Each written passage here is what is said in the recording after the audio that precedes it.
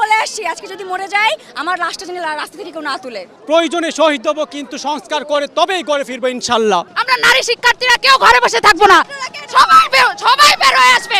National Dhaka college বিশ্ববিদ্যালয় এখন এক হয়ে যাবে। সহিংসতা ছড়িয়ে আমাদের মধ্যে ভয় ঢোকানোর চেষ্টা করছে, কিন্তু এটা হবে না, বৃথা যাবে। আমরা ঢাবি স্টুডেন্ট কালকে যেভাবে মার খেয়েছি, আমাদের ভাইদের যেভাবে মেরেছে, আমি নিজেও ইনজুরিতে আছি। আমি তারপর আজকে আন্দোলনে আসছি। আমরা কিন্তু দমে যায় না, এটা জাস্ট বোঝানোর জন্য যে ইনজুরি থেকে এই জন্য উঠে আসছি যে ঢাবির এখন পর্যন্ত কোনো আন্দোলন কিন্তু বৃথা যায় নাই। এখন পর্যন্ত বাবাকে বলে আসছি, আজকে যদি মরে যাই আমার লাশটা যেন রাস্তা থেকে কেউ না তুলে। আমার ছাত্রদল যখন বিজয় উল্লাস নিয়ে বের হবে, আমাকেও তখন যদি বিজয় ঘোষণা করে আমার লাশটা যেন তারা দাফন করে।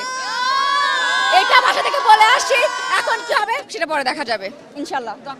নারী শিক্ষার্থীদের গায়ে হামলা করে ছাত্রলীগ সবচেয়ে নিম্নমানের কাজ করছে, কোনোদিন এমন তো করে নাই। পাকিস্তানি আমলে আমলাতন্ত্র নারী শিক্ষার্থীদের উপর এরকম হামলা করে না। আমরা শুরু থেকেই বলে আসছি এটা একটা অরাজনৈতিক আন্দোলন, এবং এই আন্দোলন যৌক্তিক শিক্ষার্থীদের আন্দোলন। এই আন্দোলনে দেশে আপামর জনসাধারণের একটা ভূমিকা আছে এবং সমর্থন আছে, যেটা আমরা সবসময় পেয়েছি।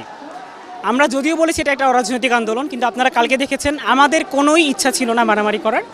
একটা নির্দিষ্ট গোষ্ঠী, একটা নির্দিষ্ট দল, আমাদের নাম বলতে অসুবিধা নেই, সেটা ছাত্রলীগ, তারা এই আন্দোলনকে পরিকল্পিতভাবে রাজনৈতিক বানিয়েছে।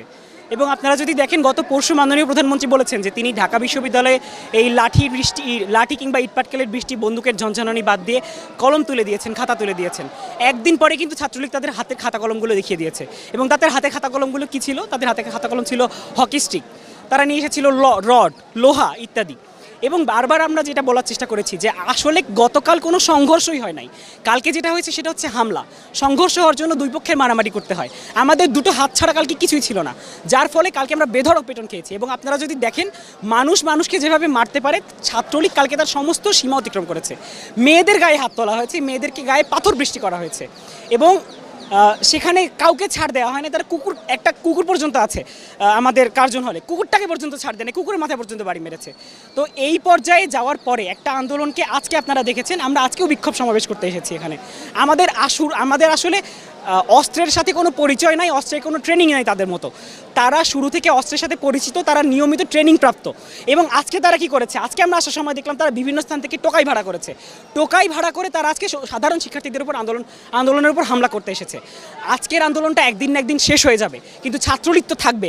এর পরবর্তীতে কোনো আন্দোলনে, কোনো পরিপ্রেক্ষিতে যদি তারা বলে তারা সাধারণ ছাত্রদের জন্য কাজ করে, তাদের ইতিহাস ছাত্রদের ইতিহাস, তাহলে তাদের দ্বিতীয়বার করে ভাবা উচিত যে তারা ছাত্রদের উপরেই বারবার হামলা করে এসেছে। আমি 18তে আহত হয়েছিলাম, কিন্তু 24-এ আন্দোলনটা করতে হবে এবং আমার 5টা বাইকে শহীদ হইতে হবে, তারপর আমি ঘরে ফিরে যাব। এটা হতে পারে না।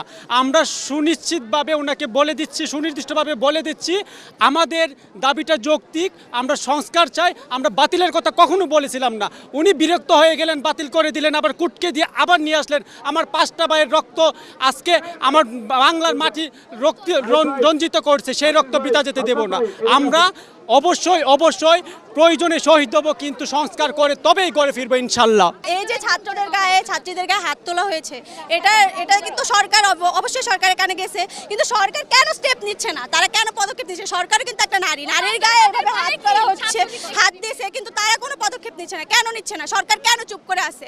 আমরা কিন্তু সরকার বিরোধী আন্দোলনে নামি নাই, আমরা নামছি আমাদের অধিকারের জন্য। আমরা দেশের নাগরিক, আমরা নিজের অধিকার, অবশ্যই আমরা নিজের অধিকার নিয়ে বলতে পারবো, রাজপথে নামতে পারবো। এটার মানে এই না যে সরকার বিরোধী আন্দোলন আমরা নামছি। আমরা কি হয়ে গেলাম? রাজাকার হয়ে গেলাম। ভাই, আমরাও বাঙালি, আমাদের দাদাদের বাপেরাও যুদ্ধ করছে, আমরাও মুক্তিযোদ্ধার ভাই সন্তান, আমরাও কিন্তু কোটা পাই। কিন্তু আমরা কেন আসছি? আমরা যাতে মেধার মূল্যায়নটা হয়, এজন্যই আসছি, আর কিছুই না। আমরা ন্যাশনালের স্টুডেন্ট, আমরা এতদিন কিন্তু কেউই রাস্তায় নামি নাই, কিন্তু আজকে আমরা বাধ্য হয়েছি। কেন বাধ্য হচ্ছি? যে অন্যায়ভাবে, কেন? যেহেতু হলে মেয়েরাও সেফ না, ছেলেরাও সেফ না। এটা কি অন্যায় হচ্ছে? কোটার দাবি না মানতে পারতেন, আপনি একটা যৌক্তিক সমাধান দিতেন, কিন্তু কোনো সমাধান না দিয়ে এটা কোনো হামলা, এটা মানুষের উপর মেনে নেওয়া যায় না। আমরা নারী শিক্ষার্থীরা কেউ ঘরে বসে থাকবো না, সবাই বের হয়ে আসবে। ন্যাশনাল ঢাকা কলেজ বিশ্ববিদ্যালয় এখন এক হয়ে যাবে। ওরা ভাবছে যেভাবে সহিংসতা চালালে আমরা দমে যাবো, এটা হবে না। একজনই আমরা আরো দাঁড়াবো, আমরা কালকে আবারও দাঁড়াবো। এভাবে সহিংসতা ছড়িয়ে আমাদের মধ্যে ভয় ঢোকানোর চেষ্টা করছে, কিন্তু এটা হবে না, বৃথা যাবে।